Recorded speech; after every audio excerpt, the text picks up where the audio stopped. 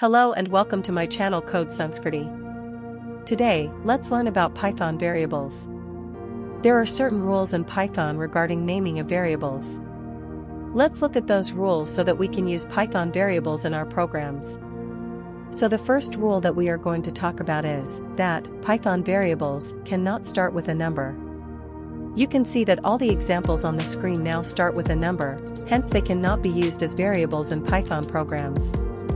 Then how should a Python variable start? Well, it can only start with two characters, either an underscore or an alphabet letter, whose examples you can see on the screen now. Also, we can have single character variables only, such as just y, or even just an underscore. Our fourth rule says that Python variables cannot contain any keywords from Python language. Some examples of Python keywords are for, from for loop; if and else, from if-else condition; def, from Python function definition; int, float, str, set, from Python data types; main, etc. So you cannot have variable defined using the Python keywords as shown on the screen. Our next rule is very important and says it all. It says that Python variables can only contain alphabets, numbers, and underscores.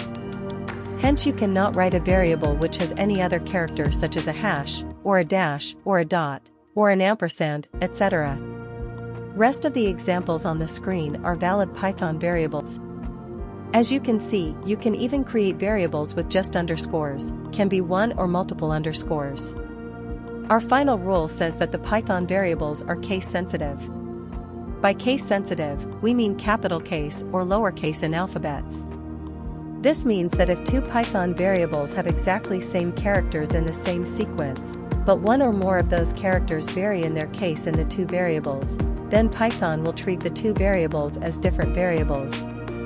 Hence, all of the examples that you can see now on the screen are treated as different variables by Python because of characters being in different cases.